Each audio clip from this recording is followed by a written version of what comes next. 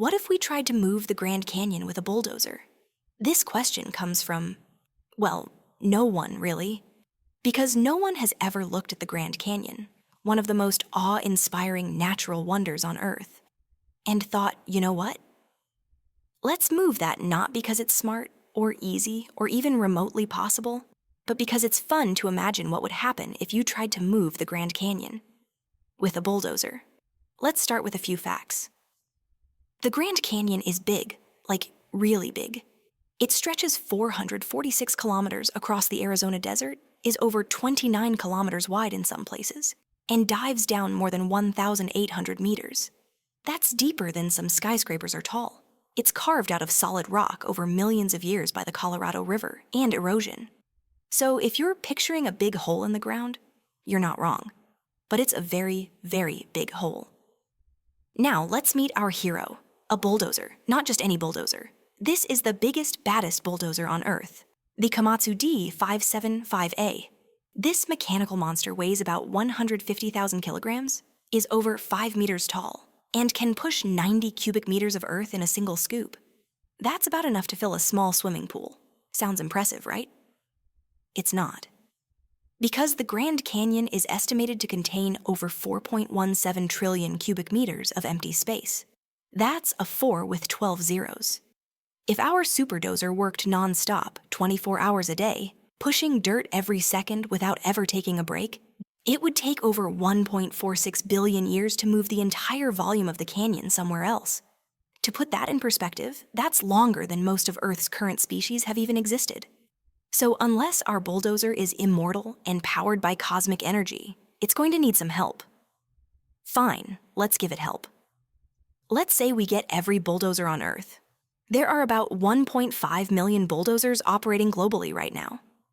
If we conscripted all of them into our ridiculous canyon-moving operation, no more roads, no more construction, just canyon stuff, we could cut that 1.46 billion years down to about 1,000 years. Still not great. Also, we'd have to explain to the rest of the world why they can't have any new roads, buildings, or mining operations for a millennium. Sorry, we're a little busy relocating Arizona. But hold on. We're not just trying to fill in the Grand Canyon. We're trying to move it. That's worse. That's like deciding to move Mount Everest, not build a new one, not recreate it, just dig it out of the ground and carry it over to, say, Kansas. So let's define what moving the Grand Canyon actually means.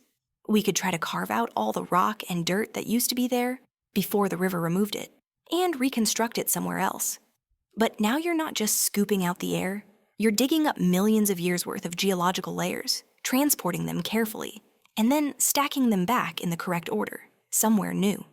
Basically, it's like trying to unbake a cake and then rebake the exact same cake, slice by slice, in another kitchen. Also, the Grand Canyon isn't just empty space. It's full of cliffs, ledges, caves, ecosystems, and tiny lizards that have lived in those cracks their whole lives and would very much like to be left alone. So now you're not just moving dirt, you're moving life. Congratulations, you're now also in charge of relocating entire ecosystems, which might sound noble until you realize that some of those plants and animals only exist in those specific rocks in that specific canyon. If you move them, they might just not exist anymore. Still want to do it? Okay, let's talk about logistics. How do you even transport a canyon? Trucks? Not big enough. Cargo planes? Laughable.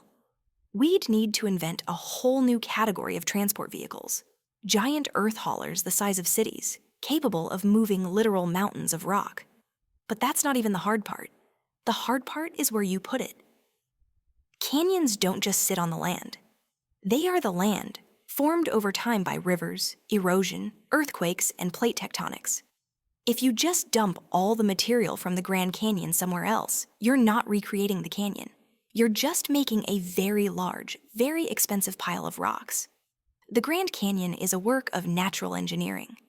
Moving it would be like trying to move the Mona Lisa by painting it again with a paint roller on a brick wall. But fine, let's pretend we actually did it.